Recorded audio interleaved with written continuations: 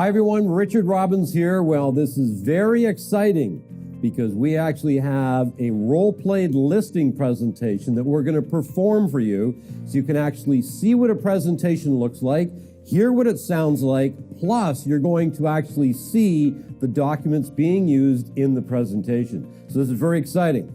Now, to help us with this, I'm very grateful to have Mr. Bill Parnaby here. My friend, good to see you, buddy. Thank you, sir. So first of all, little qualification.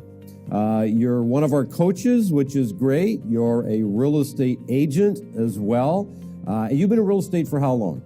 Be coming up on 26 years now. 26 years? Yes, sir. Boy, have you got this figured out yet? Not for a second. Probably not. Like golf. Anyway, yeah. So 26 years in real estate. What market do you work in? I work in a market that is the town of Caledon. Okay. And I venture slightly outside of that, but that's basically northeast of Brampton, northwest of Vaughan, just outside the airport. Well, thank you for being with us today. I appreciate you taking the time. My pleasure. And just so everybody knows, when you're looking at a listing presentation, some people do what we call a one-step presentation, then other people do what we call a two-step presentation.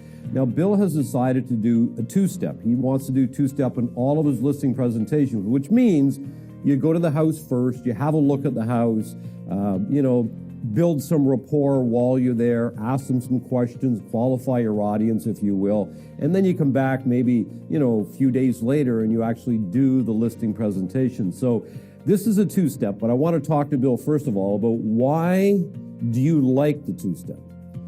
I think it's primarily for a couple of big reasons. One you mentioned is rapport building. Mm-hmm. It's a big process. It's a big obligation that you're going to be providing valuable information to the client. Right. And I think by kind of zipping in and throwing it from the hip, whether you've got paperwork with you or not, to me, doesn't suggest a whole lot of credibility. Yes. And the second thing would be because of the changing marketplaces that I work in terms of product.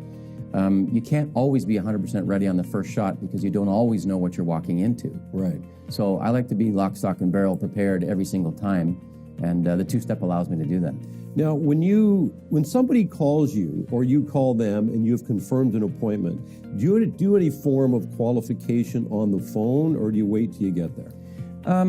Great question. Typically, I do a little bit of qualification on the phone. I ask them some sort of lost lead questions, kind of like how long have you been there? Right. Maybe why are you moving or why are we picking to get together to talk about this now? Mm-hmm. But I don't dive into it too much in detail on the phone because there's no true connection yet. Yes. But I do a couple things, and then I say, okay, great, we'll talk about more things when I get to the table. And okay.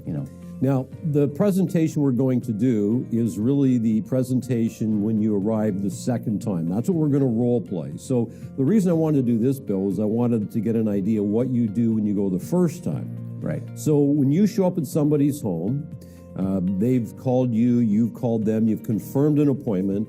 So now when you get there, can you take us through exactly what that looks like when you're at the house the first time? Yep. So part of it starts with the initial phone call where I set them up for what I'm going to be doing on the first visit. Right. And that's always that I'm going to ask for a sort of a cook's tour of the house, so I can take down some notes. I explain to them that I'm going to be disappearing to go do the homework, yeah, and then coming back at a later date so we can have a coffee and chat about what we do to get home sold and obviously the price point. Right. So when I get there, what it really is, it's a chance to sit down just to kind of have more dialogue. Right. So depending on how their comfort zones are, we either move right into a tour of the house or we move into dialogue first. Right. Just kind of do some discovery, get that kind of warm and fuzzy going on where we can really get a good feel for each other. Right. Then we do the cook's tour of the house where I'm making notes. I ask them to, provide input on stuff that they've done recently or things that they think might make a difference in the sale. Right. And at that point, I address any kind of questions that might come up at that step, only to say, okay, great, I'll be back in 2 or 3 days and let's sit back down. Now, what are some questions that you might ask while you're there? Because obviously, you want to make sure, how do you know they're a qualified seller? Right. How do you know they're not just, testing the market, wasting your time? So what are some questions you ask when you get there to qualify the audience a little bit? Yeah, it's a great question. The first thing I always try to go to is the big why. Mm-hmm. So if I can get it on the phone, that's one thing. If it's at this first appointment and we're sitting down and you've gone through the home, what I typically do is say, this is a great place you have here and a nice property and all the rest. Why are you leaving? Why do you want to be leaving this place? Right. Now, depending on the circumstances, you might get some of the truth or part of the truth. Yeah. But I try to assure people that the reason I'm asking is so that I can be fully in the know as to what I'm protecting. Right. Because if it's a negative set of circumstances, Yeah. I want to protect that. Right. If it's a positive, I want to celebrate it with them. Right. Also to establish then timelines, because some things will be more pressing than others. Right. But basically, it's the why that's the driver. Okay. Now, when you go, what do you take? Is there anything you take with you? What do you leave with them? Anything like that? Perfect. So what I do is I always have my pre-listing package with me. Yeah. And I know that we've talked about couriering it out beforehand. I take it because it's sort of a gift right away, if you will. Right. And I ask them to read that. But standard protocol for when I go is I'll first off do a geo warehouse search on the title. Yeah. So I know exactly who's on the title with who has the say. Right.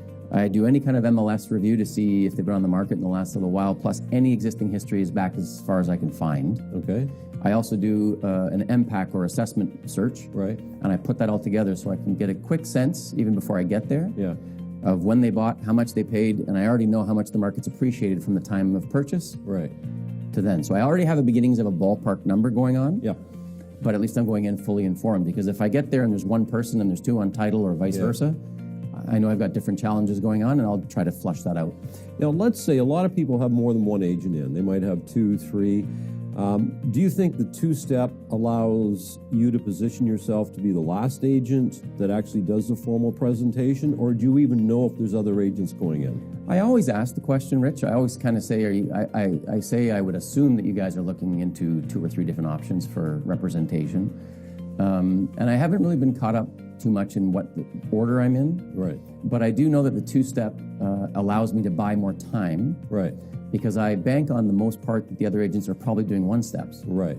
So what happens is when I get back to the table, I confirm that those agents have been in already, so I know that that's happened. Right. So now I can sort of go forward with my presentation knowing that they've already heard numbers from other people. Good. And then we can pull it back out on the table, which I've done, where I say, let's pull out their CMAs and have a look. Good. How long does it take you on your first appointment? It usually, if there's not much interaction, I can be out of there in 15 to 20 minutes. Okay. Typically, there's more interaction, and then the longer the engagement is, the better the odds are that we're really connecting. Right. So I try to shoot for a minimum of 30 minutes. Okay.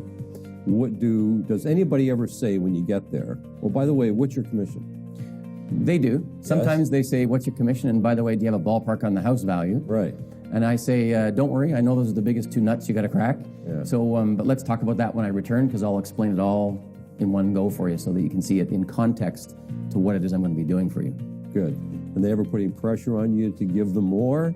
Like, will you give up that information on the first time you're there? Not normally. Yeah. If they really push, especially if it's around value, it's not usually around fee, it's around value. Right. I might even make a joke and give them a really ridiculous high number. Yeah. You know, $10 million. I said, but let me go do my homework first, and they get it, and then they will back off. I like that. Yeah, $10 million, $10 million. 20% commission. Yeah, is that okay? Well, why don't I come back? We'll talk more about I got to dig into that a little bit more. I like that a lot. Okay, everybody, all I want to say is that some people choose to do a one-step, and I'd say where the one-step is done when there's more cookie-cutter type homes, you know, subdivision homes, and some agents like the one-step. I know a lot of agents that like the one-step. Other agents choose the two-step. I guess my preference, I would try to do the 2 because I like the idea of going to see the house, building some rapport, building some trust, getting to know them a little bit. You know, it gives you a chance to qualify them as well. And then you can leave and you can do your research, come back a few days later, maybe a week later, whatever the case is, and then you can do sort of your full listing presentation. But again, you got to find whatever way works best for you and then what you're most comfortable with.